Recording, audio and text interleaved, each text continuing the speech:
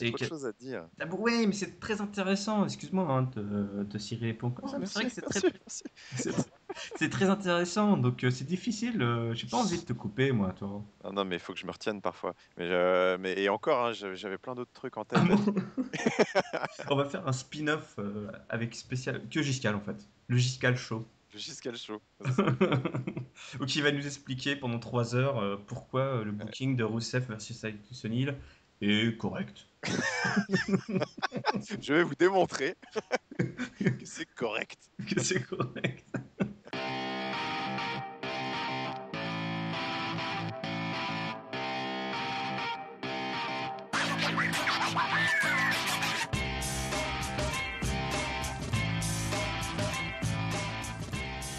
Salut à toutes et à tous, bienvenue sur Catch Up, votre podcast favori.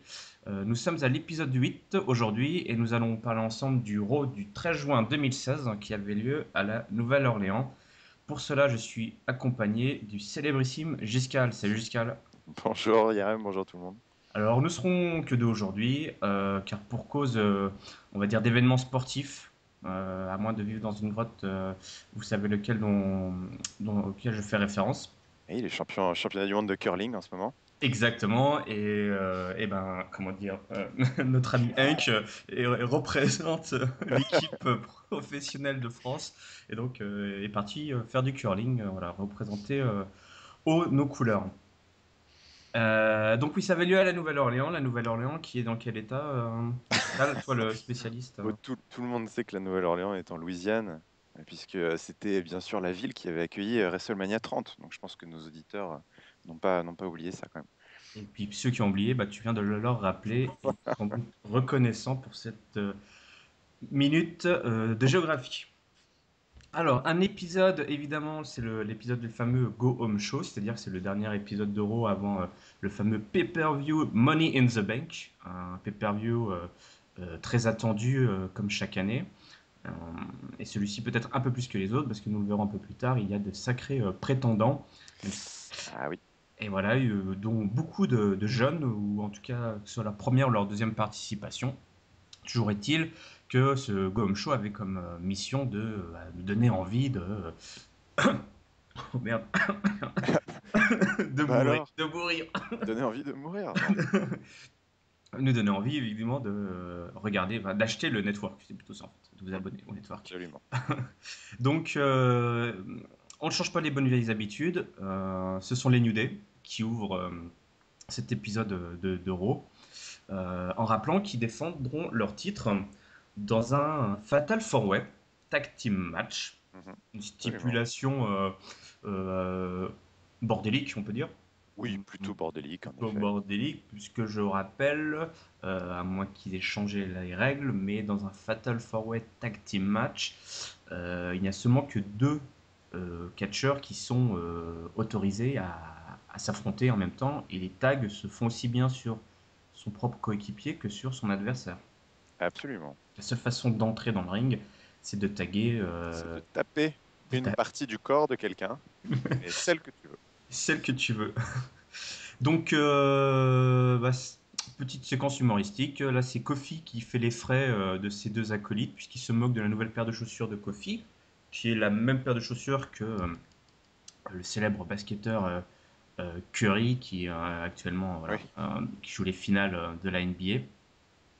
Donc, évidemment, le pauvre Kofi mange pas mal de vannes. D'autres spécialistes de la vanne débarquent, puisque Enzo et Cass apparaissent à l'écran.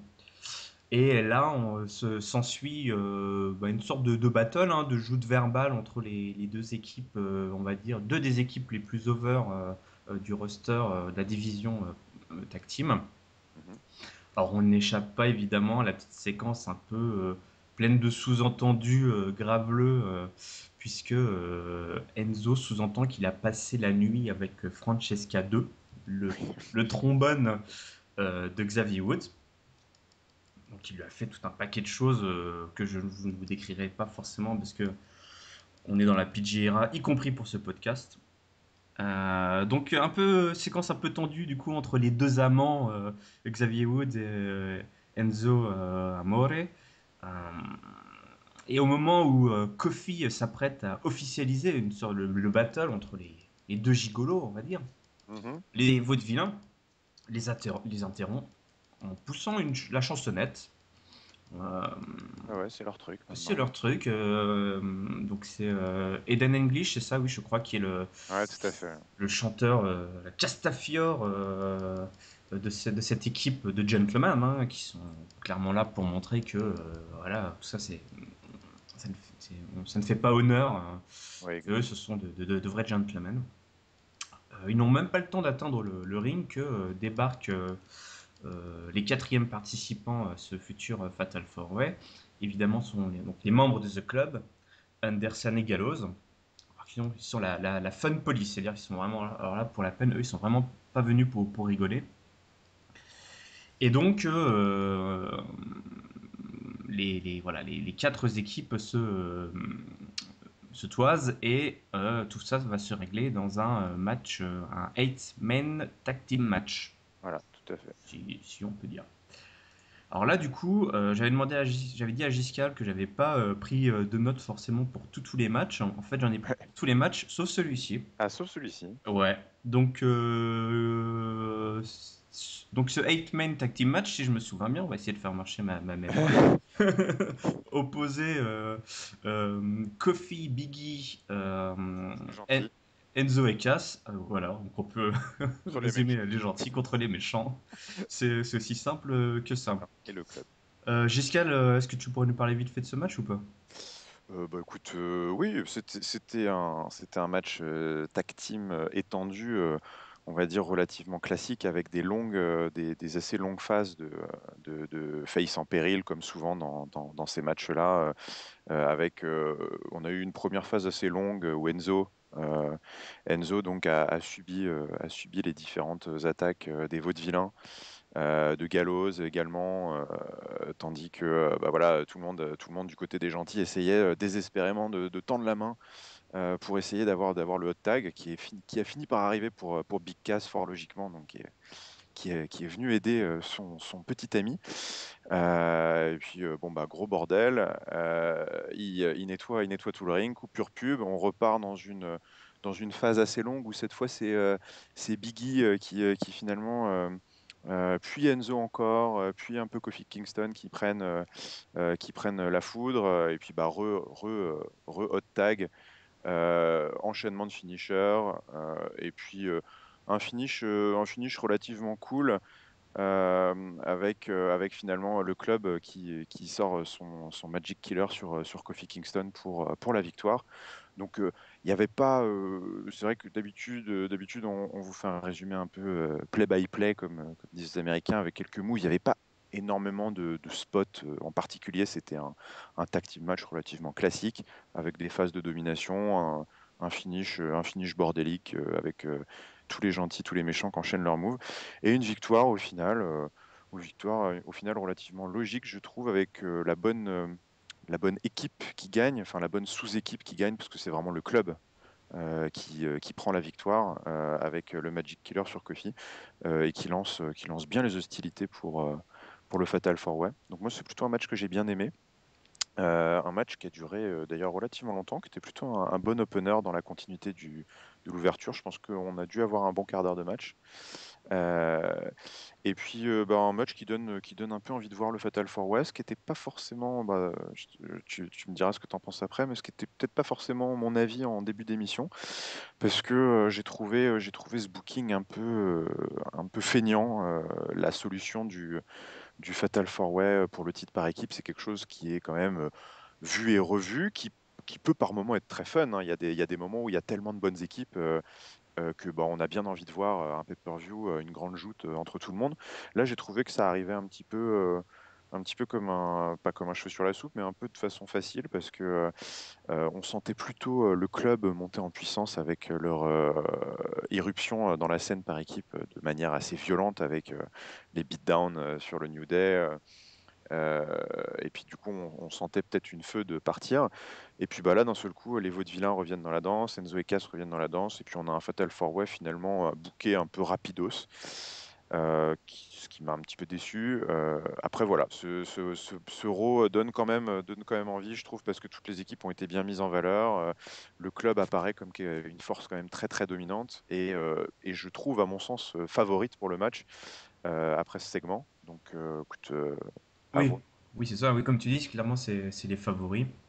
Tu parles du booking, effectivement, d'autant plus que ce Fatal 4-Way a été annoncé, officialisé une semaine avant, quoi, au Ouais, Go-Go voilà. Show. Mm. Donc un peu tardif. Ceci étant, t'as raison, il y a quand même beaucoup. Enfin, souvent les Fatal 4-Way, Tag Team Match, stipulation un peu bancale pour mettre un peu tout le monde parce qu'on n'a pas réussi C'est ça. forcément à booker un prétendant.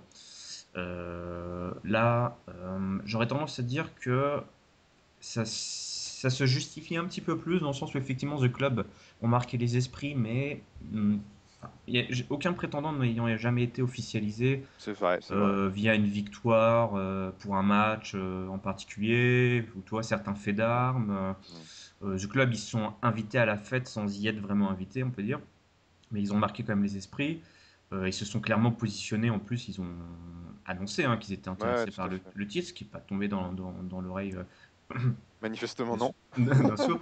Et après, voilà, effectivement, Enzo Cass euh, et les Vaudevillains étaient en finale Ouais, du championnat. c'est vrai.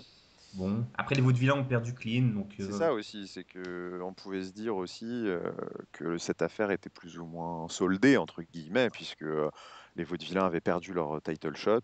Euh, Ils ont pas forcément fait grand-chose pour en regagner un. non, ou alors dans Main Event ou Superstars, mais Oui, éventuellement. Ça, les auditeurs nous corrigeront peut-être.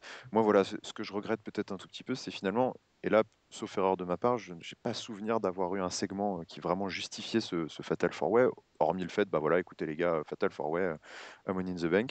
Mais on aurait peut-être pu en effet expliquer bah, pourquoi est-ce que les Vaudevillains étaient inclus, pourquoi est-ce que le club était inclus, parce qu'en soi, ils ont, pareil, eux non plus, ils n'ont pas spécialement gagné leur place, hormis le fait d'arriver, de dire on casse tout. Donc voilà, c'est juste peut-être un petit manque de justification et une petite facilité qui me chagrine.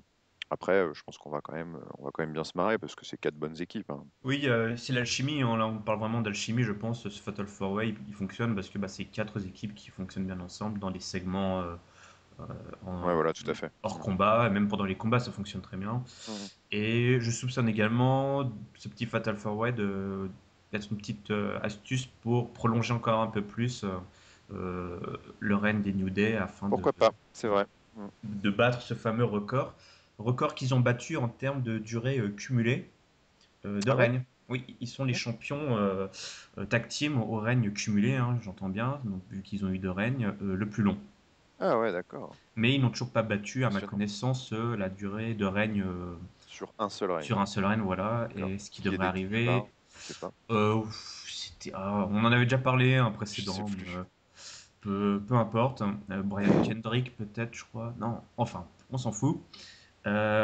Toujours est-il que ce Fatal 4-Way a été booké et que, on Bon, le verra plus tard, voilà. d'autres matchs ont été bookés un peu comme ça à la dernière minute. Mhm.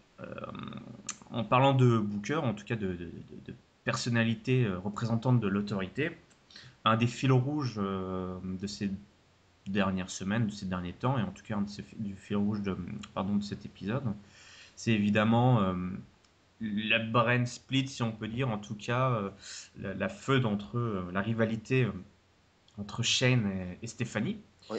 concernant la prise de commande des différents shows de la WWE. Donc Shane est de retour de vacances. Donc ça c'est déjà première bonne nouvelle pour les fans de Shane et mauvaise nouvelle pour les autres. Il s'engueule clairement avec sa frangine sur qui va gérer les shows. Ouais. Il propose à Stéphanie, ah bah toi tu vas gérer Raw, moi je vais gérer SmackDown, ça ne convient pas à Stéphanie. Il lui propose l'inverse, ça ne lui convient pas du tout.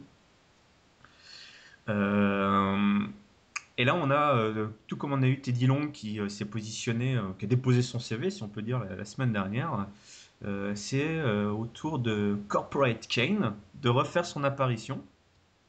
Kane qu'on n'avait pas vu depuis un bon bout de temps, Exactement. Ouais, ouais, c'était un peu la et surprise. encore moins sous cette forme, parce qu'il me semble bien que la dernière fois qu'on l'avait vu, il était plus sous sa forme démoniaque que sa forme costard cravate. Hein. Ouais, il Donc, n'y a plus ce qu'il veut. mais ouais, il fait ce qu'il veut. Et voilà, il vient déposer son CV, hein, il est candidate, hein, tout le monde a droit à sa chance. Pourquoi pas? Donc en plus, il vient avec un CV et une lettre de motivation, de recommandation, pardon, de son frère, ni plus ni moins, The Undertaker, qui bon, visiblement a le temps d'écrire des lettres de recommandation pour son frangin, hein, ça on ne le mérite Ouais, pas. il a 1 an à chaque fois. Il a 1 an. Il faut bien s'occuper voilà, entre deux gros pay-per-view, entre deux WrestleMania. Mais malheureusement pour Ken, sa candidature ne sera pas reçue malgré les bonnes idées que ce dernier a apportées pour faire valoir sa candidature.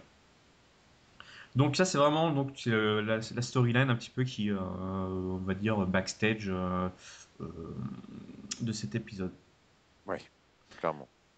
Donc là on va passer à quelque chose d'un peu plus solide, non, mais voilà, qui concerne déjà le titre le titre US. Alors Titus O'Neil avait visiblement un match ce soir, Mhm. mais il a à peine le temps de descendre la rampe que il se fait attaquer par Rousseff, qui lui porte à plusieurs reprises son accolade.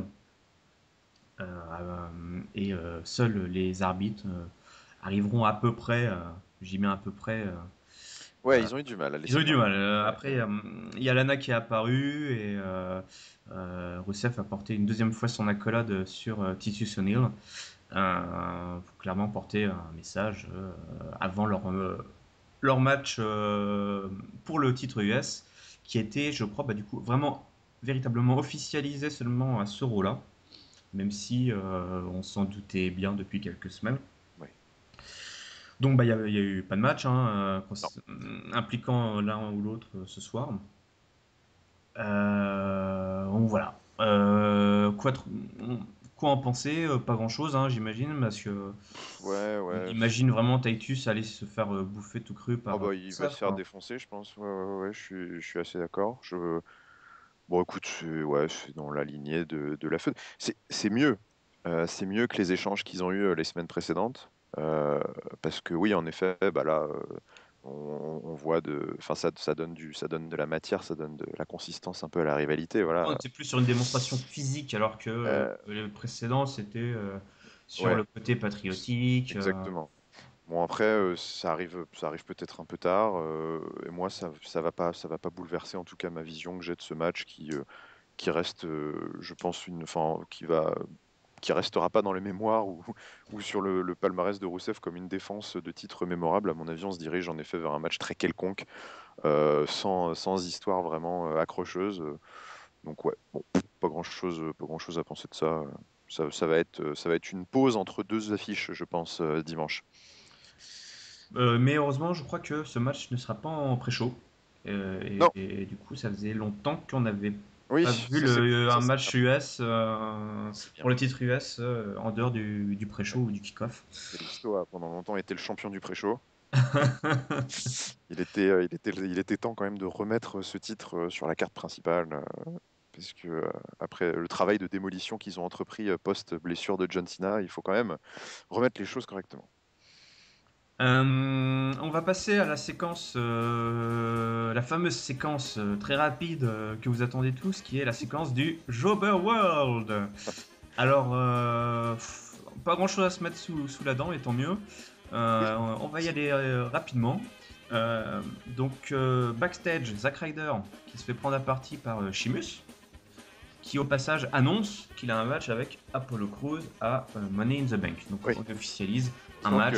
Heureusement que les caméras se baladaient par là, comme ça on a su qu'il y avait un match dimanche. Et oui, nos caméramans ont le flair et le nez creux pour ce genre de séquence backstage. Donc évidemment un petit match entre Zack Ryder et Sheamus, victoire expéditive du rouquin, qui en profite pour passer à tabac, le traditionnel passage à tabac hein, du bully sur le bolos, on peut dire ça. Oui, faut dire ça comme ça. Et Apollo Crews qui vient évidemment sauver, qui vient à la rescousse pardon, de Zack Ryder Ça. à la fin du match, enfin, après le match. On apprend également que Dolph Ziggler aura alors j'ai mis un rien à foutre 8ème match contre Baron Corbin. Alors, beaucoup de gens pensent que c'est le troisième match, mais il me semble qu'en fait, c'est le quatrième match qui oppose. Pay-per-view? Non, bah voilà, c'est ça. C'est le troisième match en pay-per-view, mais il Ah, me semble que oui. c'est au moins le quatrième. Non, ah oui, ça c'est très possible, ça. Oui, oui. Donc, Il y a fort à parier que la feud avait commencé en weekly, donc oui, c'est peut-être leur quatrième. ouais. Donc, voilà, et ça, pour la peine, ce sera direct au kick-off. Oui, ça me semble normal, ça. Et enfin, les Shining Stars et Darren Young qui nous gratifient de leur traditionnelle vignette ridicule. Ouais, Voilà, c'est ça. Je pense que c'est pas la peine d'en dire plus. retournons à des choses un peu plus sérieuses, si tu veux bien, avec le titre féminin. Ouais, Même si, bon, même si bon. on aimerait que ça soit un peu plus géré sérieusement que ça. Donc, ce soir, on a un match qui oppose la championne Charlotte à Mhm. Paige.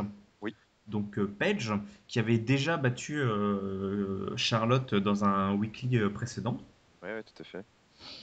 Donc, un match très court, il me semble, hein. Je sais même pas si on a atteint les 5 minutes pour ce match-là.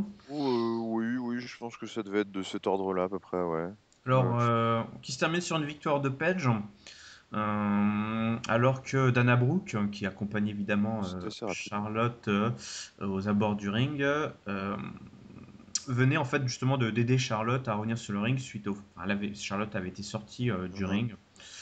Du coup, bah, Dana Brooke a voulu bien faire et a voulu donc aider Charlotte à revenir sur le ring.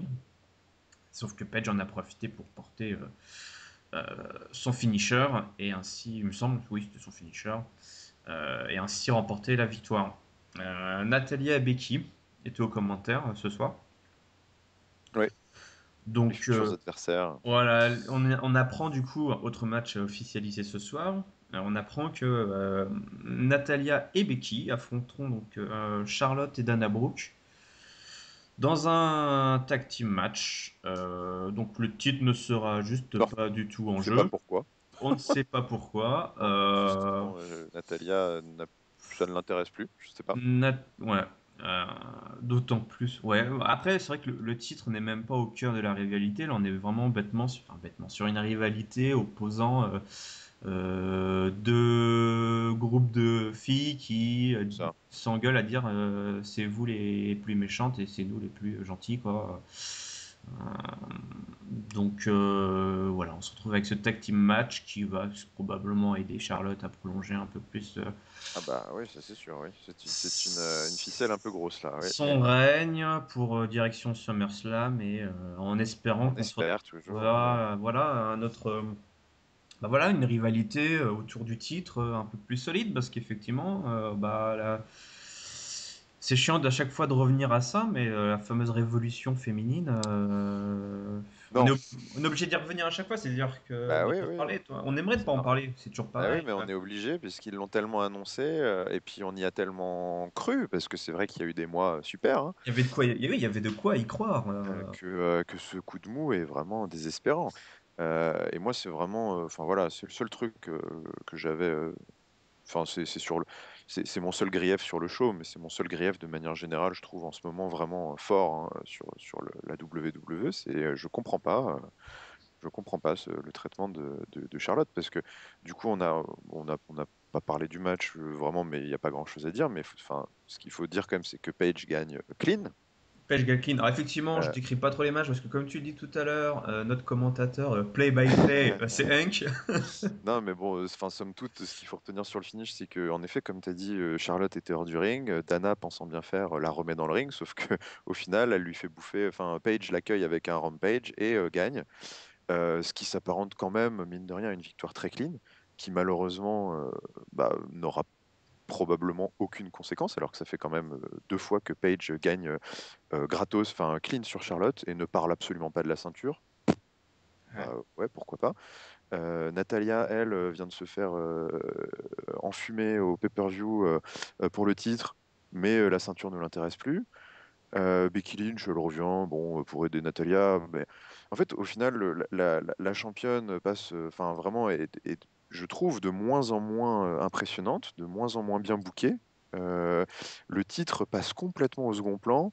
Les filles, enfin, la division féminine de manière générale n'a pas du tout l'air de s'intéresser au titre de manière générale. Donc pourquoi est-ce que nous, on s'y intéresserait en fait? Donc je suis complètement perplexe sur la gestion du cas de Charlotte. Et puis bon, vous en aviez parlé la semaine dernière, on en a parlé les semaines d'avant. Le fait que sa rupture avec Ric Flair et son amitié naissante avec Dana n'a absolument aucun sens. Et on en voit plein de signaux contraires dans les promos, dans les segments backstage et tout. Donc, bref, c'est vraiment un bordel, je ne comprends pas. Je pense que vraiment là, enfin, soit ils ont mis tout en stand-by en attendant, enfin, je sais pas, on en avait déjà parlé la dernière fois. Ouais, c'est ce qui Est-ce se dit, c'est que visiblement.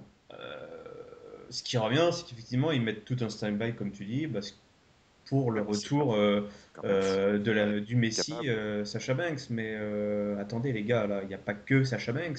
Et Là, puis, on a quand même Paige et Becky Lynch qui sont des prétendantes légitimes, potentielles pour affronter Charlotte et qui, en plus, Paige et Becky Lynch, justement, permettraient à Charlotte ah oui, de jouer, de rejouer, de sur reprendre leur histoire. pleinement ce rôle de championne forte avec des rivalités fortes. Euh, Non, et puis c'est surtout qu'au final, à force de faire ça, le jour où Sasha Banks va revenir, si c'est pour faire un retour et battre une championne qui n'a pas défendu son titre depuis 2 mois hmm. ou qui a été traînée dans la boue depuis 2 mois dans des histoires un peu bizarres, bah ok, Sasha Banks, elle aura peut-être gagné le titre à SummerSlam, mais ça va pas être extraordinaire comme moment. Un peu moins prestigieux que cet affrontement, ce triple threat qu'il y avait à WrestleMania, Ah où bah ça c'est sûr. effectivement, Ouais. euh, Là on en est loin, hein. ouais, Ouais. ouais. Non, Pourtant, voilà, SummerSlam c'est dans un mois, ouais. enfin c'est bientôt et il est temps. Bon, espérons que après Money in the Bank, tout se remette en place et que Bon, ça, du coup, je dois l'admettre, je ne suis pas content pour ça. C'est rare, mais je suis pas. Bon, alors ça, je ne sais pas si ça t'a rendu content ou pas content, mais le Miz nous envoie de ses nouvelles, Ah oui, ça, je suis content, ça. Oui, des nouvelles du Miz. Bah, ça fait plaisir, hein. j'aimerais bien savoir ce qu'il fait quand même. Oui. Eh ben, il tourne, tiens-toi bien, On hein. est en droit de savoir ce qu'il fait. Ce n'est pas qu'un catcheur, ce n'est pas qu'un acteur, c'est une star à 360 degrés. Et bah, il tourne actuellement, évidemment, sur son film le Marine 5, qui Oui, est Battleground, promis au record du box-office, qui sera évidemment. probablement le sponsor du prochain pay-per-view, parce que le prochain pay-per-view, c'est Battleground, donc du coup, ce sera. Ah oui, il y a Battleground avant SummerSlam, tu avais Oui, bien foutu. Ah d'accord. Bon, on va avoir un peu plus de temps pour booker alors cette histoire de division féminine. oui. Toujours est-il que le Miz, bah, ça a l'air de bien se passer pour lui hein, sur le Oh, tournage. Il nous dit de pas trop nous en faire. Il est toujours champion intercontinental et on le reverra bientôt. Bon, cette séquence est très courte, mais du coup, moi je vais te poser une petite question, mon petit Giscal, si tu veux bien. oui, Le Miz, oui, il termine son film, oui, il revient. oui. Qui pour l'accueillir? Ah, bah, Qui c'est une pour bonne aller se question. frotter aux mises? Hmm. C'est un petit peu. C'est quelque chose qu'on pourrait d'ailleurs reprocher aussi, je trouve, euh, à l'écriture actuelle, c'est de pas planter de petites graines comme ça pour enfin à long terme, parce que bon, il va pas revenir tout de suite, mais mine de rien, c'est le champion intercontinental. Bon, on sait bien que cette règle obscure des 30 jours de défense de règne, machin, bon, ça n'existe pas vraiment, on s'en fout un peu, c'est quand ça nous arrange et tout. Mais bon, mine de rien, il est champion, il défend pas son titre, les pay-per-view vont passer, et personne monte au créneau pour dénoncer ça. Je trouve que c'est un peu dommage, on pourrait avoir justement euh, des faces, bon, là, ils sont très. C'est vrai que les faces récents avec qui il était en rivalité sont très occupés avec le Money in the Bank, donc ils ont d'autres préoccupations. Mais c'est bizarre que c'est dommage qu'on n'en parle pas. Il pourrait y avoir justement le prochain challenger ou un des potentiels futurs challengers qui disent ouais, au fait, fichier le mise, machin, moi je l'attends quand il revient. Ou même c'est une flippette, il vient pas défendre son titre. Donc bref, c'est un peu dommage. Après, sur ta question, qui est-ce que je le vois affronter quand il va revenir? Euh, à mon avis, il va y avoir Cesaro dans la discussion. Moi, je pense que c'est pas fini entre deux. C'est vrai que leur match au dernier pay-per-view montrait clairement un Cesaro proche de la victoire, qui méritant et qui n'a perdu que parce qu'il a tellement tout donné que c'est quelqu'un d'autre en a profité. C'est ça, Lui a exactement. volé la victoire qui lui était Donc il attendue. sera plutôt légitime. Donc c'est pour ça, je me dis, bon, à la limite, peut-être qu'on en entendra parler après Money in the Bank, parce que bon, moi, personnellement, je le vois pas gagner. On aura l'occasion d'en reparler plus tard, je pense, Ouais. pour parler de pay-per-view. Mais bon, voilà, donc à mon avis, peut-être qu'il se réveillera et qu'il parlera du mise post pay-per-view.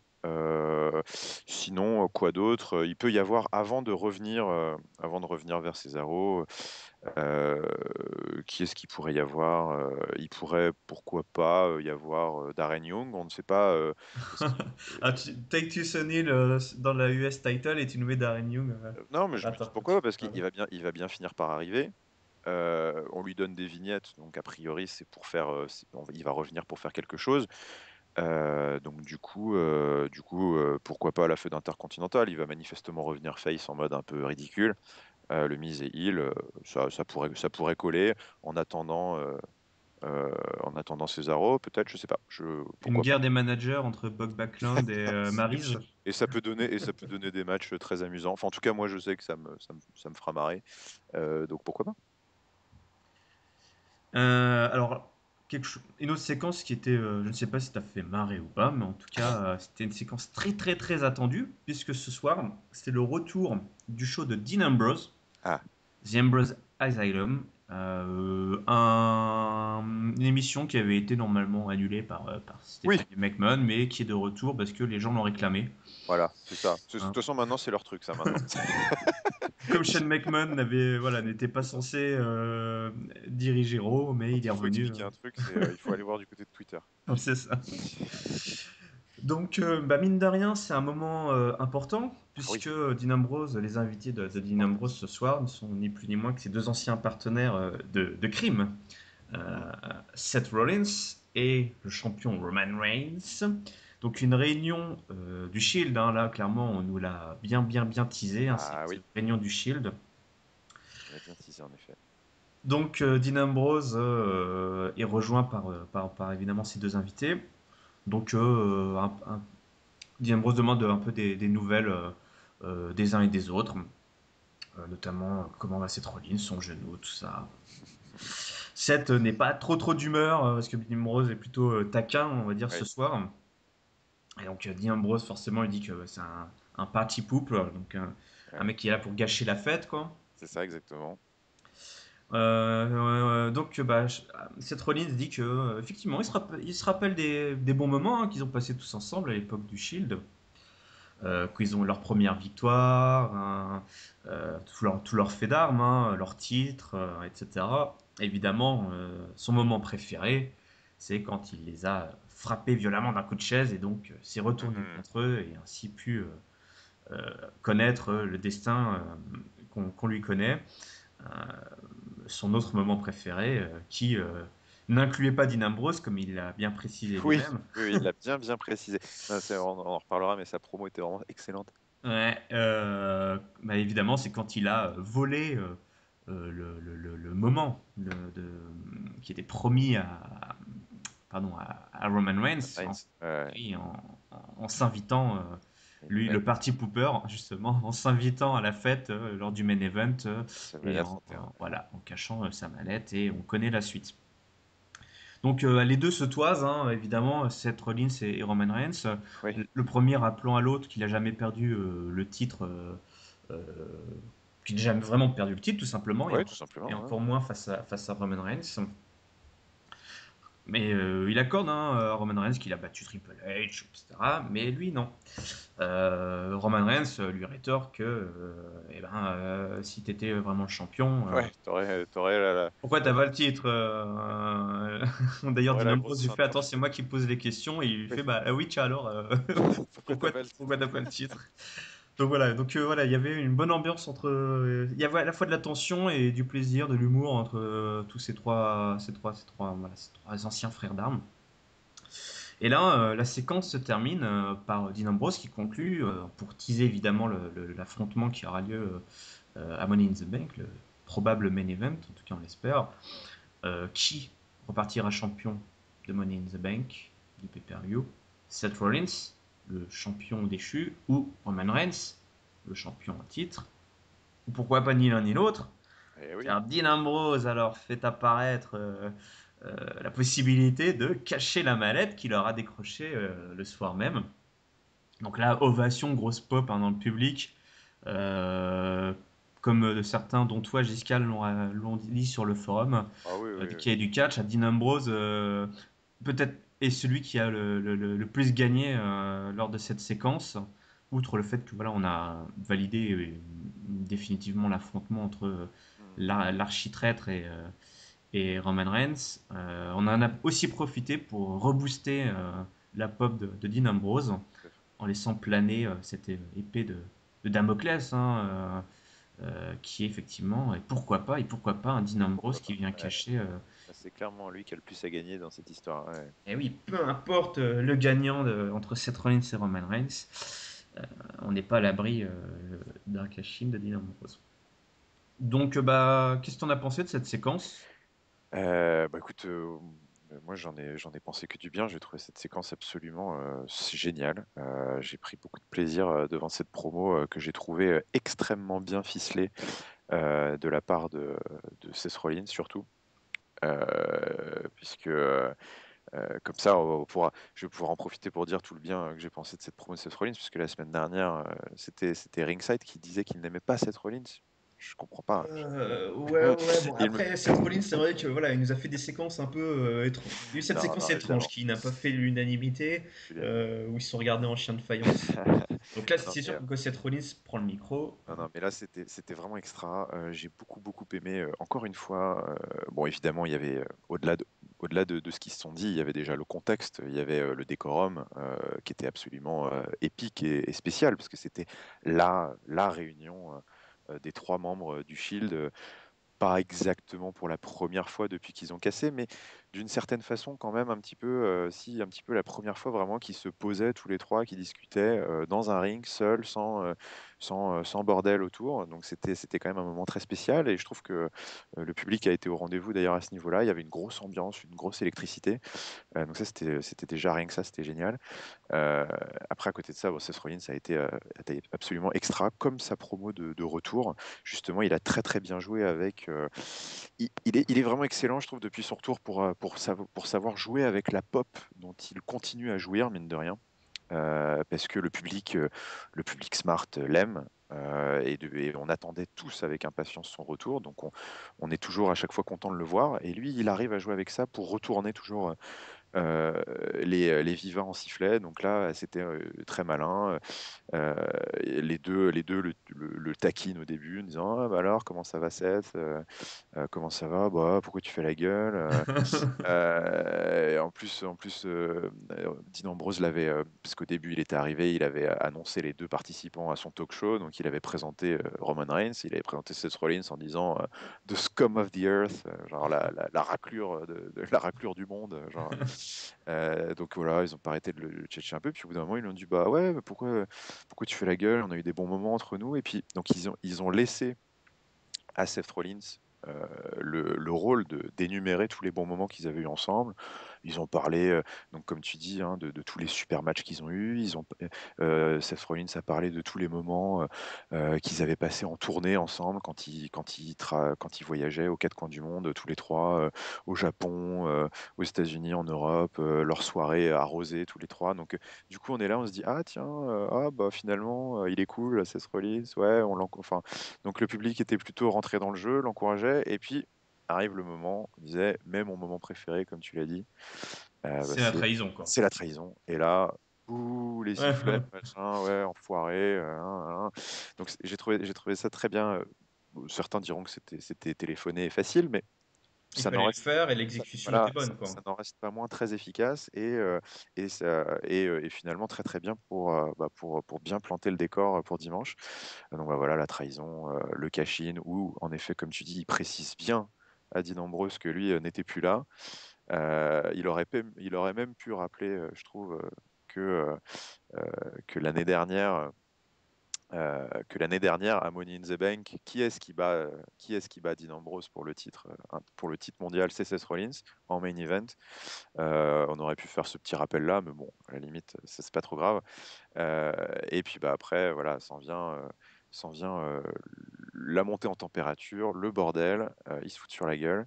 Dean Ambrose, comme tu dis, annonce ce que tout le monde attend finalement, qu'il peut gagner.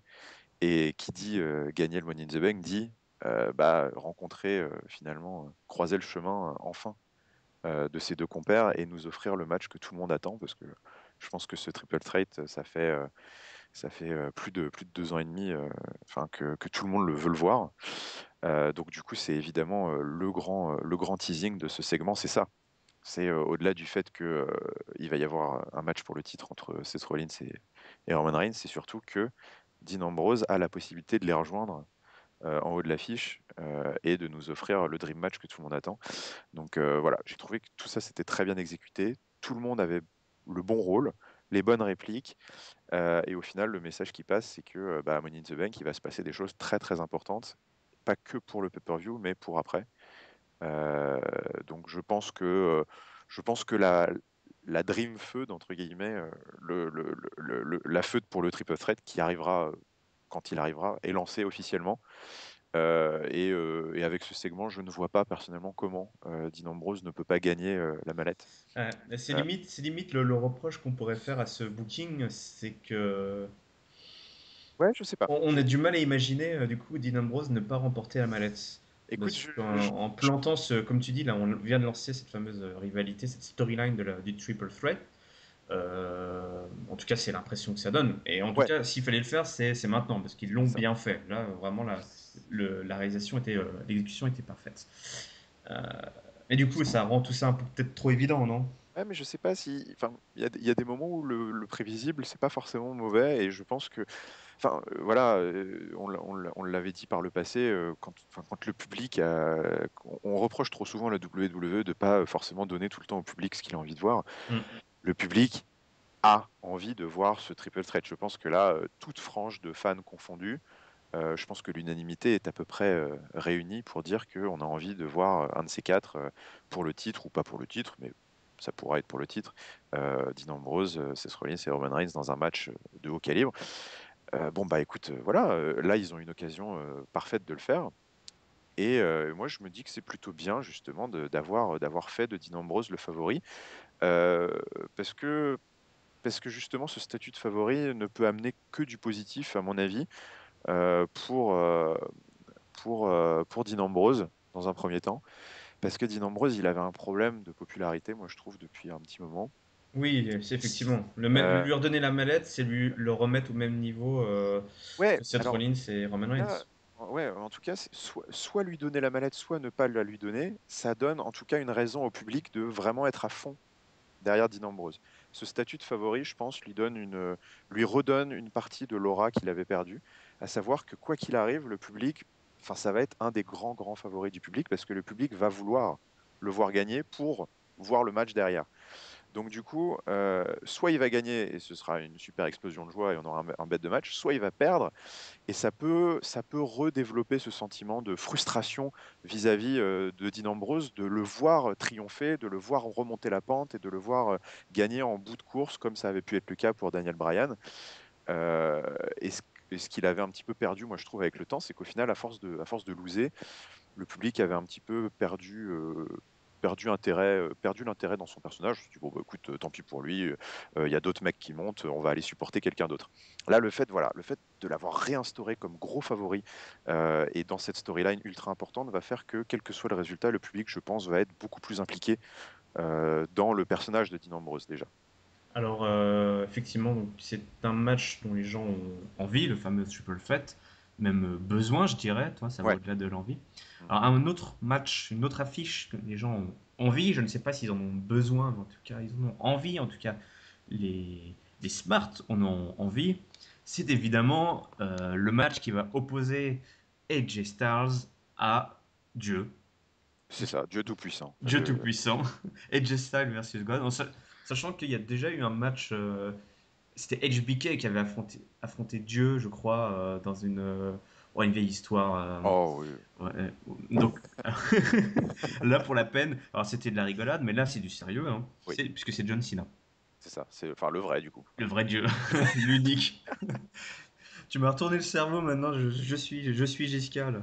Euh, alors, donc, John Cena arrive, donc, il vient chauffer la salle, parce que ce soir, on a ni plus ni moins qu'une signature de contrat C'est ça. entre les deux. Donc, c'est une bonne vieille signature de contrat qui apparaît quand on en a besoin. Parce que je ne sais pas d'ailleurs qu'est-ce qui se passe. Est-ce qu'il signe les comptes? Est-ce qu'il y a une signature de contrat pour tous les matchs et si ça se passe en backstage et on le voit pas et qu'il décide de le faire Ce sont les, sur le ce, ring quand c'est important? ce sont les grandes questions insolubles du catch. Ou est-ce qu'il y a vraiment des signes, ou est-ce qu'il n'y a pas de signature de contrat et Non, qu'il y en a juste comme ça de temps en temps? ça fait partie des incohérences historiques qu'on a fini par laisser tomber, ça, parce que on ne sait pas, on ne sait pas. Voilà, il y a une signature quand il y a une signature, puis voilà.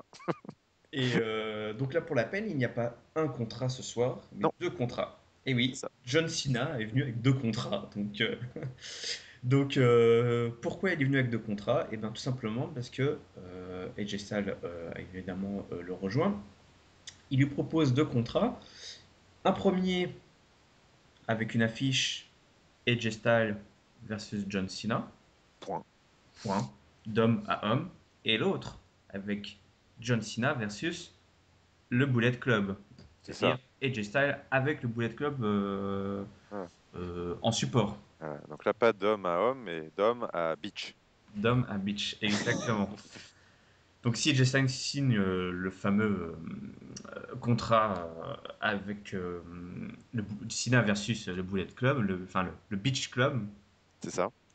exactement, John Cena lui dit, bah écoute, tu gagneras à coup sûr, mais tu Ouais, seras le fameux capitaine du Beach Club. C'est bien c'est ça. ça. Exactement. Donc AJ Styles lui rétorque que si la WWE l'avait pas snobé, ignoré pendant toutes ces années, etc., bah, ce serait lui le visage de la WWE, il serait à la place de John Cena. Ce à quoi John Cena lui répond, écoute, t'es bien gentil mon grand, mais t'es ni le premier ni le dernier à me dire ça, ce qui est vrai d'ailleurs. Oui, Tu es comme tout. Alors là, je crois effectivement qu'il a dit qu'il était comme tous les autres indie guys. oui, exactement. Ouais. En passage, John Cena dit vraiment ce qu'il veut, hein, parce qu'il y a quand même tout un champ lexical qui est normalement, on va dire, Exactement. Ouais, ouais. Et puis il a name droppé un paquet de fédérations. ah ouais, la Japan, l'AROH. PPG, ouais, ouais, ouais. Ouais, On a eu le droit à un paquet de choses on n'a pas l'habitude d'entendre. ouais. C'est à se demander si c'est redevenu autorisé ou pas, hein, quand même, parce que. Je pense pas pour tout le monde. Nah, c'est ça. Dieu, ok. Dieu alors pas. Et donc, bah, effectivement, ces fameux indie guys qui se plaignent, mais ne saisissent pas l'opportunité quand elle se présente enfin, Ouais. finalement. Après tout, ce qui est vrai, Jay Styles, bah, il est là, hein, Oui, il est à l'affiche, il est booké, il a l'opportunité d'affronter Roman Reigns par deux fois pour le titre et maintenant contre John Cena, donc on peut pas dire qu'on lui donne pas sa chance. ah non. Ça, non. Donc, que va faire AJ Styles? Moment de suspense, évidemment. Quel contrat va-t-il choisir? euh, quel contrat va-t-il signer? Eh bien, vous le saurez au prochain numéro de Catch Up. Quoi? Évidemment, AJ Styles, enfin évidemment, je ne sais pas, mais en tout cas, moi, ça me paraît comme une Évidemment. évidence, mais bon, on ne sait jamais, signe le contrat du match d'homme à homme, AJ Styles versus John Cena, C'est ça. validant ainsi ce qui s'annonce d'ores et déjà comme un dream match. Justement, ce dream match-là, à la fois la manière dont elle a été bookée, est-ce que, enfin, qu'est-ce que tu en penses? Est-ce que finalement, c'est pas justement donner un match dont on a envie et sans forcément le booker euh, de façon, enfin, autrement que le fameux dream match? C'est un peu ce qu'on pourrait reprocher à ce genre de match Ouais, ouais, booké. ouais, ouais.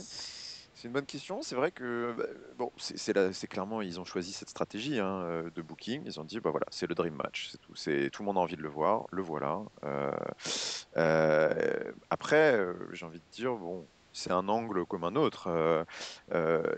C'est difficile de nier que c'est pas un dream match, puisque je pense que tout à l'heure tu disais Tu parlais du fait que voilà, c'est un match, le Money in the Bank et le Triple Threat, c'était un match dont le public avait envie, voire même besoin. Je pense qu'on peut aussi appliquer ce raisonnement à ce match-là, parce que je pense qu'il y a une partie du public, euh, tout celui, euh, tout le public fan de catch et pas juste fan de la WWE, et donc vraiment fan des autres promotions et du parcours de AJ Styles, je pense, d'une certaine façon, ont aussi besoin de ce match, besoin de voir enfin AJ Styles affronter ce qui pour certains incarne vraiment le parangon enfin ce qui déteste. Enfin, c'est vraiment Cena incarne quand même pas mal le, la- le Le catch prototype. déviant, Oui, enfin le catch déviant, mais le spectacle. prototype McMahonesque, Hmm. voilà, le bodybuildé. Ah, tiens, je te coupe, c'est marrant que tu dises prototype parce que John Cena, son premier nom de catcheur, c'est The Prototype. C'est ça, exactement. Mais du coup, voilà, enfin, c'est un secret pour personne que voilà, John Cena incarne quand même, cristallise les critiques de tout ce que Internet déteste dans WWE et dans la gestion du catch de Vince McMahon. C'est vraiment, voilà, c'est le porte-étendard d'une fédération qui se croit au-dessus de toutes les autres, surpuissante, qui écrase la concurrence. Donc c'est vrai que de voir AJ Styles affronter John Cena, je pense que c'est pour une certaine partie des fans de catch, enfin l'occasion de pouvoir voir un de leurs chouchous se mesurer et dire, bah voilà, vous voyez, il y a d'autres alternatives, il y a d'autres top guys dans le monde de catch qui peuvent tout à fait être crédibles et prendre le spot de Cena. Donc C'était une approche d'ailleurs qui a été un peu faite avec sa rivalité avec Chris Jericho. un petit peu, ouais, ouais, ouais, c'est vrai, Alors, exactement. Chris Dans une Jericho n'est pas John mesure, Cena et Chris Jericho a quand même un background un peu plus international que John Cena. Il représente pas forcément la WWE non, autant moins, que John Cena, hein. Mais il non. y avait eu un peu également déjà un peu cette approche, toi, de OK, AJ Styles, tu es une star C'est ça, mais internationale, mais elle était peut-être plus basée sur le côté, le côté un peu rookie à la ah bah WWE, dans c'était le ça, sens, oui, c'était voilà, clairement ça. ou dans le sens, écoute, c'est pas parce que tu es une star ailleurs que tu vas être une star ici, donc du coup, il faut faire tes preuves. C'était vraiment le baptême du feu, la feuille d'entrée de jeu dans le roster. Voilà, écoute, t'es peut-être une star ailleurs, mais maintenant, on va voir ce que tu donnes dans le ring. Là, on est plus, je trouve on va plus loin dans le côté vraiment. Parce que c'est pas ce qu'il dit. Il dit pas, c'est pas parce que tu es une star, machin, que tu pourrais, que tu vas réussir à la WWE. Là, c'est carrément, c'est pas parce que tu as été une star partout que tu vas être John Cena. Enfin, il y a vraiment une opposition. Je trouve que dans la rivalité et dans la promo, c'était ça qui était assez dingue. On mettait presque John Cena au-dessus de la WWE. C'était, oui, mais moi, si j'avais été là il y a 15 ans, écoute, John, tu serais pas ce que tu serais aujourd'hui. J'aurais gagné plein de titres. C'est moi 15 qui serais toi, quoi. time Enfin, champion. ouais. Donc c'est vraiment le AJ Styles versus John Cena et pas juste le indie guy versus euh, le mec qui à la WWE, le champion WWE. Donc je trouve que c'est vraiment pas mal, c'est vraiment pas mal comme opposition et ça va mettre en porte-à-faux un clash de deux franges de fans. Donc c'est vraiment pas mal. Et c'est pour ça que je trouve que c'est pas juste un dream match, quoi. Je pense qu'il y a vraiment un besoin derrière et une vraie tension, une vraie attente sur ce match qui transcende juste le simple fait qu'on va avoir un match 5 étoiles potentiel dimanche. Ça va être vraiment un match important, je pense. Et du coup, Euh, pour toi, enfin, est-ce que tu penses que ce match sera, comment dire, un one-shot, toi? Ou est-ce que tu non, aimerais que ça donne naissance je à pense pas. une sorte de rivalité Vu, entre les deux? vu le.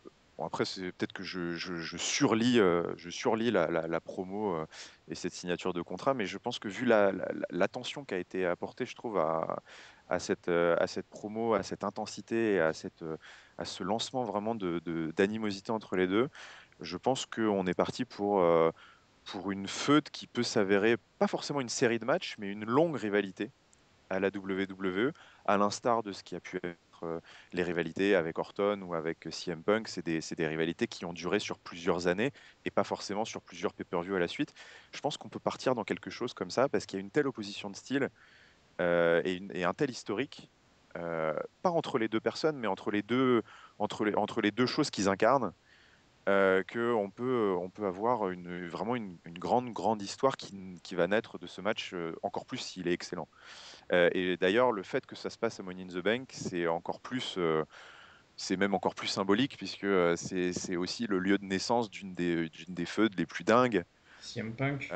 qu'on ait pu avoir justement autour de John Cena et de cette animosité entre le monde indépendant et le monde de l'entitlement, je sais pas, enfin qu'incarne la WWE. Voilà, c'est le fait de tout est acquis comme ça dès le début en fonction de qui est choisi pour être le top guy et pas la méritocratie, le travail, la sueur, tout ça. Donc voilà, je pense que il y a quelque chose de très symbolique et de très fort dans cette affiche qui fera que ce ne sera pas juste un one-shot.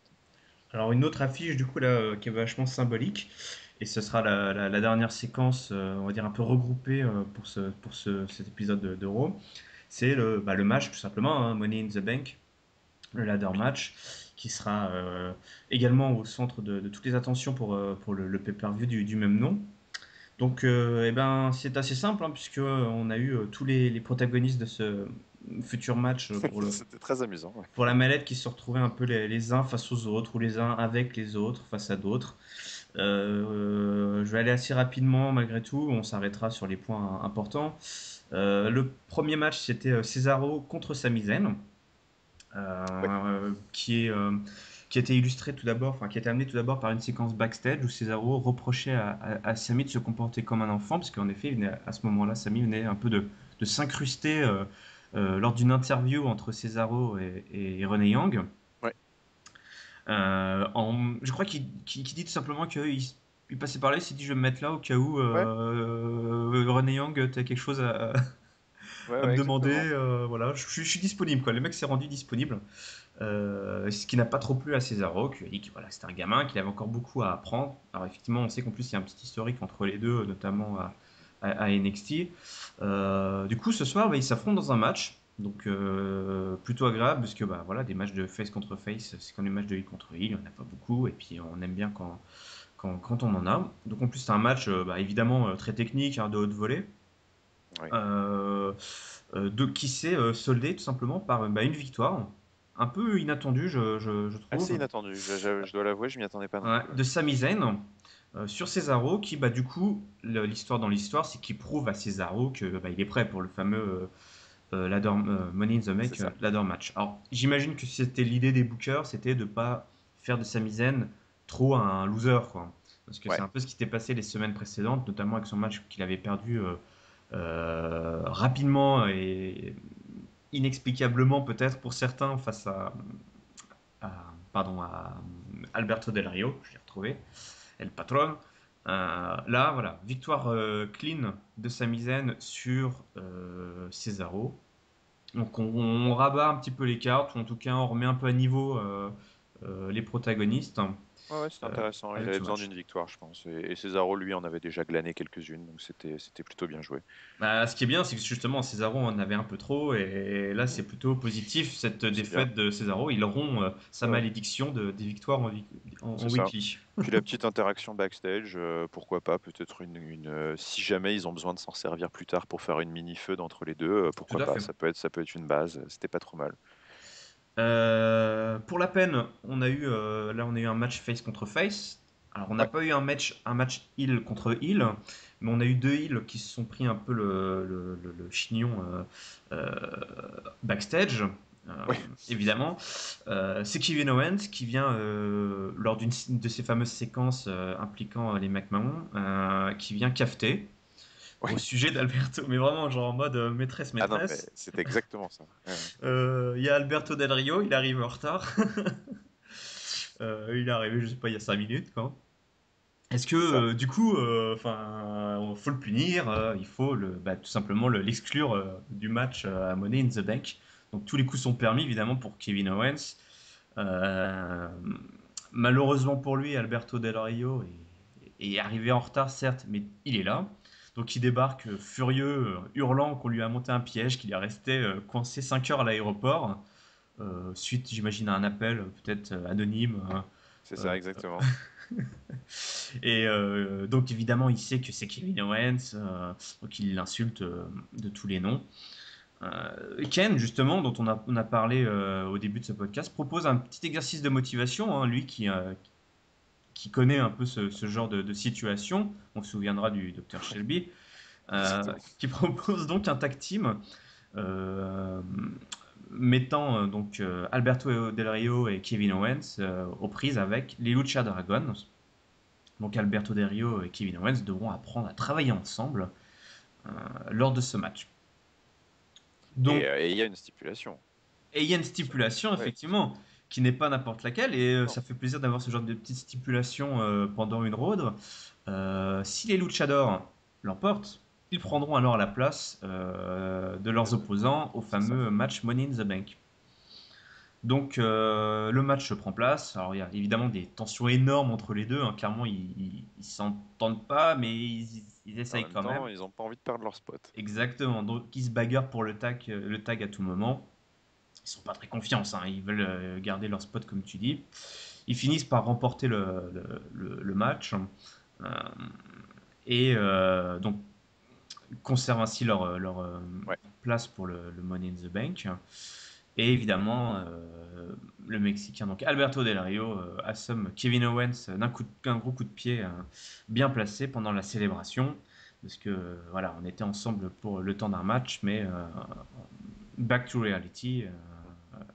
Fallait pas me faire une sale blague à l'aéroport. Ouais. Donc, est-ce que toi, ça a un peu marché, cette petite stipulation de dernière minute là, Ouais. avec le Écoute, ouais. Chador? Moi, nickel. Enfin, franchement, là, pour le coup, ça, c'est du booking de qualité, je trouve, parce que il n'y a pas d'erreur. C'est bien amené. On met en avant tout le monde. On donne une raison d'exister au match et puis un petit rebondissement de dernière minute. Donc, c'est vraiment, je trouve, du très bon boulot pour un go home show. J'ai pas l'habitude d'avoir ce genre de petites surprises, donc j'ai trouvé ça très très bien. Parce que du coup, comme tu dis, on continue. Enfin, Owen, c'est absolument hilarant dans ce rôle de heel. Là, quand il vient cafeter, c'est juste trop drôle. Il arrive, Shane, il est arrivé 20 minutes en retard. Il faudrait le punir. Je pense qu'il faudrait le sortir du match. C'est avec son air tout contrit là. C'est juste génial. Donc du coup, après le rôle de Kane, je trouve de booker le match, c'est assez marrant aussi. Bon bah écoute, ok, les gars, vous vous entendez pas, bah 2 contre 2 contre les Lucha Dragons. S'il n'y avait pas eu la stipulation, le match aurait été absolument stupide puisque Del Rio et Owens n'auraient eu aucune raison de jouer le jeu.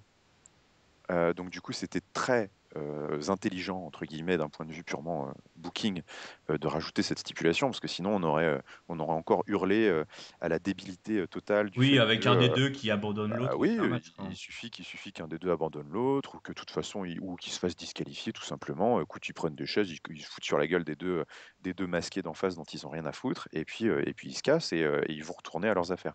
Donc là, c'était très bien joué, parce que du coup, ils sont obligés de jouer le jeu, ils sont obligés de s'entendre, alors qu'ils se détestent manifestement.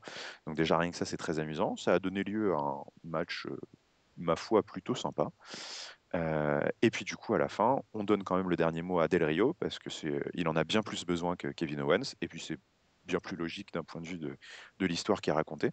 Donc du coup, de A à Z, je trouve que c'est une histoire bien ficelée. Ça nous a donné un petit rebondissement, évidemment sans aucun suspense particulier, parce que les luchadors vont bien évidemment pas prendre la place dans le Money in the Bank de Del Rio Owens. Mais encore une fois, peu importe.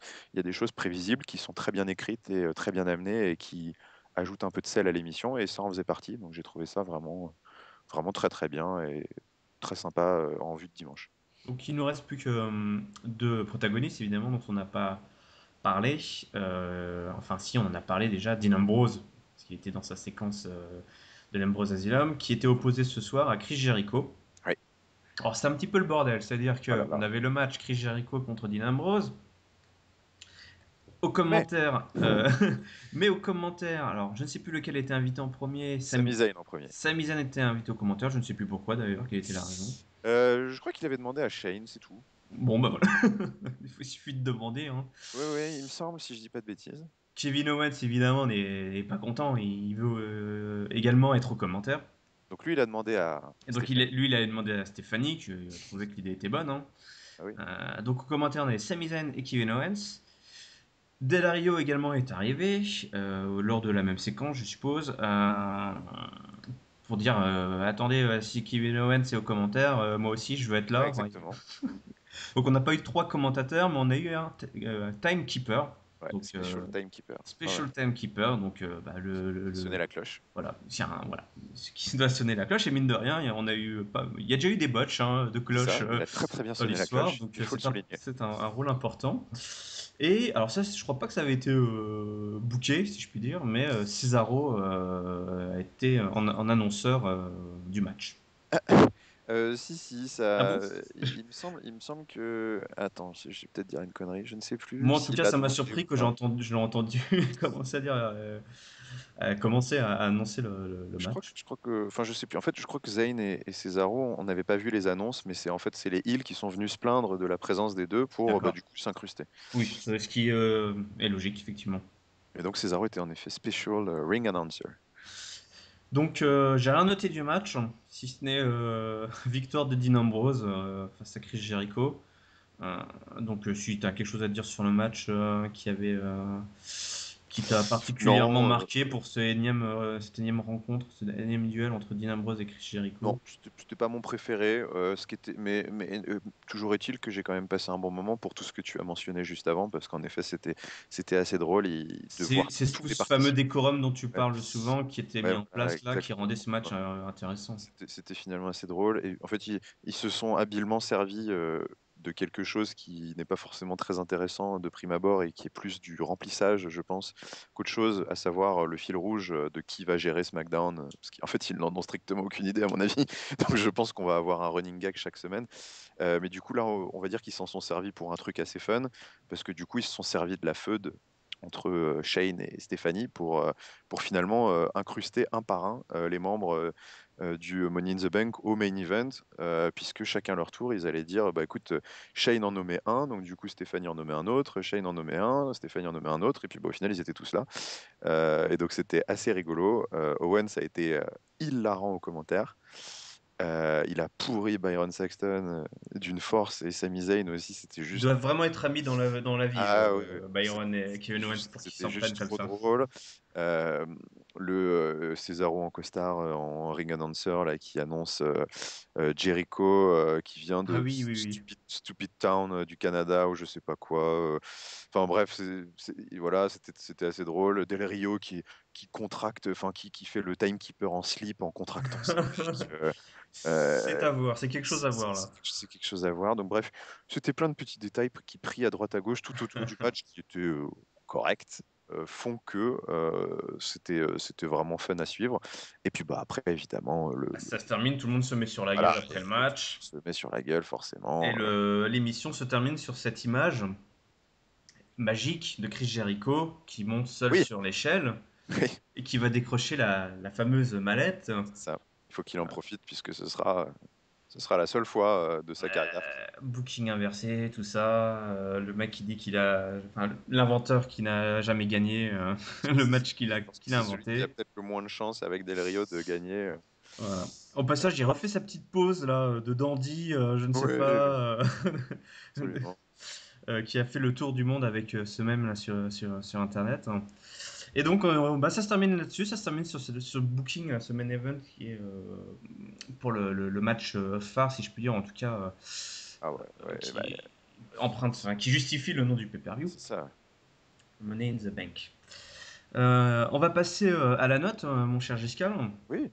Alors, déjà, tu m'as teasé hors micro que tu avais adoré cet épisode et que tu allais probablement le sanctionner d'une note assez Exceptionnel. exceptionnelle. Donc, je n'en peux plus. Dis-nous tout. Eh bien, écoute, je vais mettre 4 sur 5 à ce euro. Ça aurait pu être plus, hein, mais je vais me calmer quand même parce que tout n'a pas été excellent. Et puis, je sais que je fais parfois un excès d'enthousiasme quand je suis pas là, on me le rappelle trop souvent. Ah, mais chacun son gimmick, hein. Mais non, mais je vais mettre 4 sur 5 et j'ai trouvé, qui est de toute façon une excellente note parce que j'ai trouvé ce Raw excellent. C'était de mémoire, je pense, le meilleur Go Home Show que j'ai vu cette année, sans problème. Parce qu'il y avait tout, en fait. Enfin, toutes les grosses affiches ont été, je trouve, parfaitement teasées. En fait, on n'a qu'une hâte, enfin, c'est d'être à dimanche pour voir c'est quasi trois co-main events parce que enfin, il y a vraiment trois énormes co-main events avec AJ Styles, Cena, Roman Reigns, Seth Rollins et le Mallet Match. Qui ont été voilà qui ont pris des places centrales dans l'émission avec des décisions de booking, des promos très intelligentes, des décisions de booking très intelligentes et de manière générale un très très bon équilibre. Et à côté de ça, je trouve que le travail sur les tag teams a été plus intéressant que l'affiche en elle-même. L'affiche en elle-même m'emballe pas des masses. Le Fatal 4-Way, comme je l'ai dit en tout début de podcast, je trouve que c'était un peu facile et pas forcément justifié. Mais en tout cas, en ouverture, ils leur ont donné le segment d'ouverture, ce qui était malin. Et puis ensuite, derrière, un bon match qui a mis un petit peu tout le monde en valeur. Et notamment, le fait de mettre le club en favori, je trouve que c'est pas mal aussi. Donc c'était très correct. Après, par contre, voilà, il y a des, il y a des, il y a des, il y a des, il y a des points très négatifs qui font que je ne mettrai pas plus, mais comme on en a largement parlé aussi des filles, je trouve que c'est même pas décevant, c'est carrément, enfin, ça en devient triste à ce niveau-là, je Ah trouve. oui, c'est triste. Ça en devient triste d'être juste incapable de faire quoi que ce soit en fait, je pense pas qu'ils soient même pas incapables. Je pense que à ce niveau-là, ils ont juste pas envie en fait de faire quelque chose avec les filles parce que Oui, on sait qu'ils sont capables, toi. ouais, on sait qu'ils sont capables. Donc pourquoi proposer comme ça un tag team match sans saveur et un booking sans queue ni tête pour la championne, des victoires qui ne signifient rien à quelqu'un enfin à Paige. Dana Brooke qui est absolument désespérante. Je suis vraiment, voilà, je suis assez déçu de ça. Et puis sinon, pour être parfaitement complet, écoute, je reviendrai peut-être sur les matchs de low card finalement qui vont parsemer le pay-per-view entre les trois grosses affiches. Je trouve que c'est assez, ça faisait longtemps, j'en avais parlé vite fait sur le forum et je crois que il y avait, je suis désolé pour celui qui partageait aussi ce point de vue finalement d'un pay-per-view un petit peu grand écart, je me souviens plus qui c'était. Mais au final, je pensais la même chose que lui. C'est assez rare, je trouve, ces pay-per-view où finalement je suis super excité pour X nombre de matchs et absolument indifférent au reste de la carte. Ouais. C'est assez particulier comme carte finalement de pay-per-view. Il y a vraiment, voilà, il y a trois matchs moi qui me surchauffent. Enfin vraiment, j'ai vraiment très très hâte d'être dimanche pour les voir. Et je pense que ça va être absolument exceptionnel. Le Fatal 4-Way rentre est un peu à mi-chemin parce que je pense que ça va être aussi plutôt sympa, mais je suis pas non plus complètement au bord de la syncope de voir ce match. Disons, pour Euh, faire le grand écart, il faut quelque chose quand même au milieu, toi. oui, Donc voilà. on a qu'à dire que c'est Ouais. le fameux Fatal Four, ouais. C'est ça, mais par contre, à côté de ça, alors je pense que le tag team des filles, je le regarderai même pas. Je pense qu'on picolera pendant ce temps-là avec les autres. Le match Chimus Apollo Crews, ça m'est égal. Le Baron Corbin Ziggler, j'en parle même pas. Donc voilà, c'est vraiment, c'est assez particulier comme construction de carte. Au final, est-ce que ça n'en rendra peut-être pas le pay-per-view plus épique? Parce que justement, il va y avoir un tel focus sur ces matchs-là que j'espère qu'ils vont avoir vraiment beaucoup de temps Oui, et on va pouvoir mettre vraiment bien l'emphase sur ces trois grosses oui, oui. affiches. C'est Peut-être peut-être qu'on pas, y c'est sera, peut-être t'as pas plus raison, hein, mal, hein. peut-être qu'on y sera gagnant Il par sera peut-être rapport à gagnant ça, finalement hein. au lieu d'avoir une carte extrêmement homogène, extrêmement équilibrée, sans finalement clou du spectacle. Et puis tout le monde prend 12-13 minutes et puis on sort du pay-per-view sans gros souvenirs particuliers. Là, je pense que ce sera tout l'inverse. À mon avis, on va passer une sacrée soirée. Bah écoute, moi je vais rapidement donner ma note aussi. Je vais pas la justifier parce qu'en fait, ce serait reprendre exactement les mêmes arguments que toi. Par contre, je vais être un peu moins généreux sur la note. Pour autant, je mettrai un bon 3,25. Ok, Bon. c'est très très très très correct. Après voilà, ce que je reproche un peu, voilà, c'est effectivement tous ces matchs qui ont été bookés un peu au dernier moment. Voilà. Certains, voilà, genre le Fatal 4 je serais content de le voir, mais comme tu dis, bon, bah, ça a été validé au dernier moment. Bon, C'est un peu dommage. typiquement ce genre de choses. Mais après, tout le reste était quand même. Ouais, c'est le grand écart. C'est le grand écart, hein. C'est vrai que tu regardes. C'est le grand écart. Donc on verra ce que ça va donner. Euh, on va passer. Normalement, on a la fameuse question à la con. Hum, Qu'on a toujours du mal à trouver une vraie question à la con. C'est plus vraiment une question à la con. Pour ce numéro de catch-up, on n'aura pas une question à la con. On aura une question à la Végétax. Alors, qu'est-ce que c'est Oula, une question qu'est-ce à la que c'est que ça? Végétax? Végétax, c'est tout simplement un auditeur qui a commenté sur notre chaîne YouTube. Parce que dorénavant, catch-up est diffusé aussi sur YouTube. Alors vous verrez pas nos gueules, même si certains nous le réclament. Euh, peut-être un jour, on ne sait pas. Il On sait faut, jamais. voilà, faut peut-être d'abord qu'on passe sous Bistouri, j'en sais rien. C'est- Mais toujours, toujours est-il que on a eu un commentaire d'un auditeur avec tout un paquet de questions. Alors du coup, l'idée c'est que je vais poser les questions et toi, Giscal, tu vas répondre le plus rapidement possible. Ah, Limite, si tu peux d'accord. me dire oui, non, jaune ou bleu, ça m'arrangerait. D'accord. Je vais Oh, peut-être putain, pas poser toutes ces questions je parce que suis bah, pas il en très a. fort pour ça, mais On va voir, on va essayer, on j'ai va voir. plutôt l'habitude de parler trop. Ah, Oui, bah, vas-y. c'est pour ça, on va voir si tu arrives à te contenir.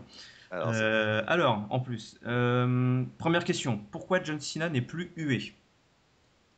Parce qu'il est fantastique. Ok. Quelles sont les actualités, les grosses fautes du moment? Ah bah, c'est les trois qu'on a cités, hein, Money in the Bank, John Cena et Jay Styles et la feud autour du titre majeur. Alors, question ouverte, mais auquel il faut répondre par oui ou par non. Qu'est-ce qui se prépare pour l'avenir? Oui.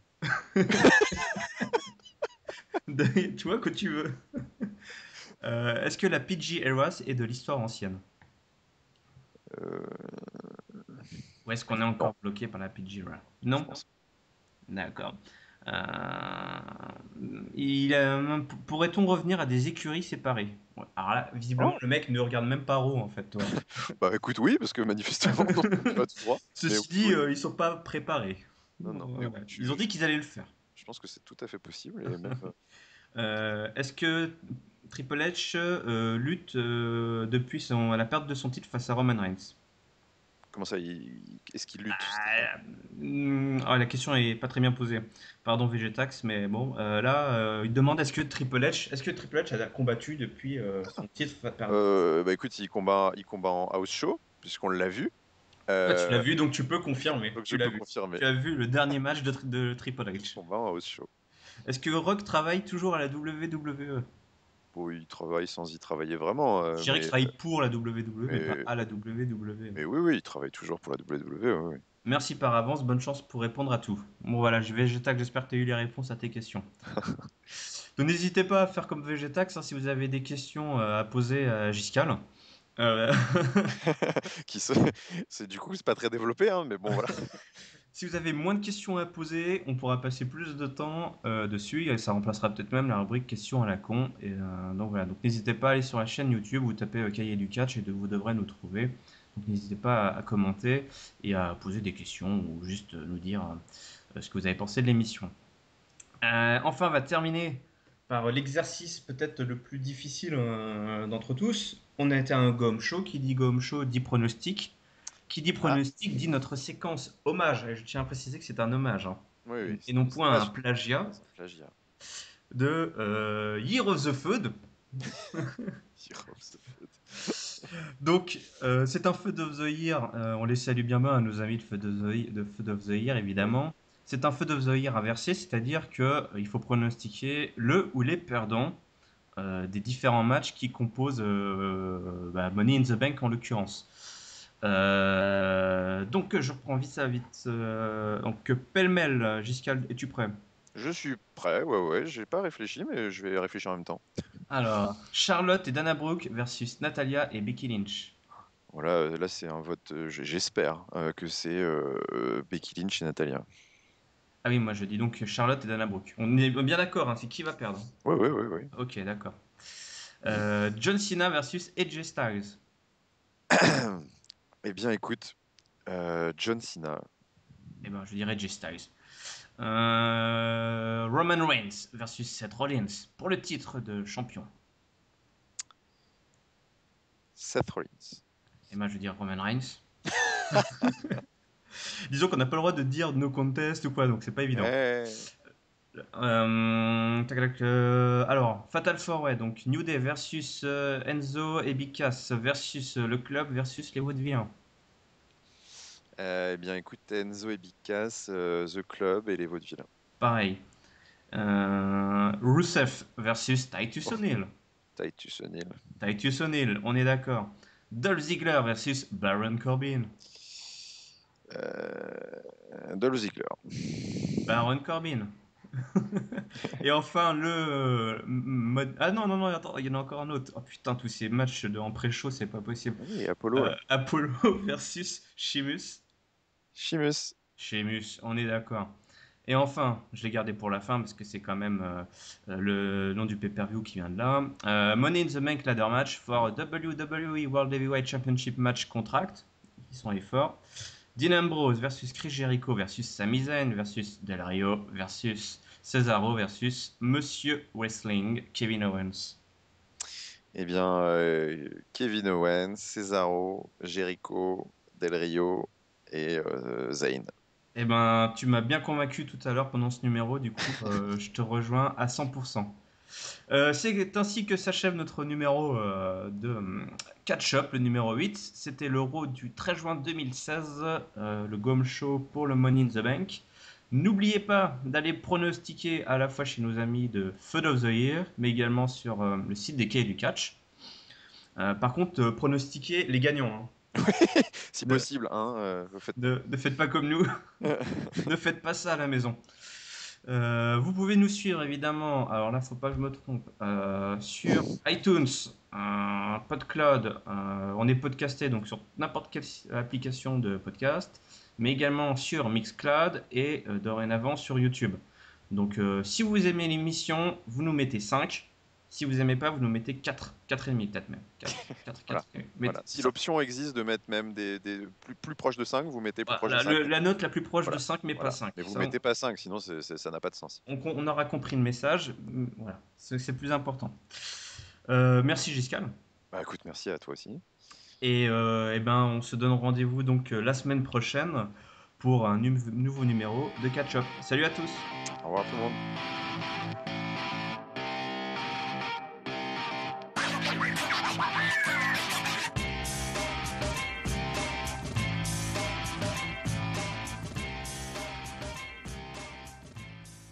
Bah écoute, je vais te laisser parce que je vais retourner au taf. Ouais, moi aussi, il faut que j'y retourne vite là parce qu'en fait c'était beaucoup plus long que je pensais. Il faut que je me dépêche.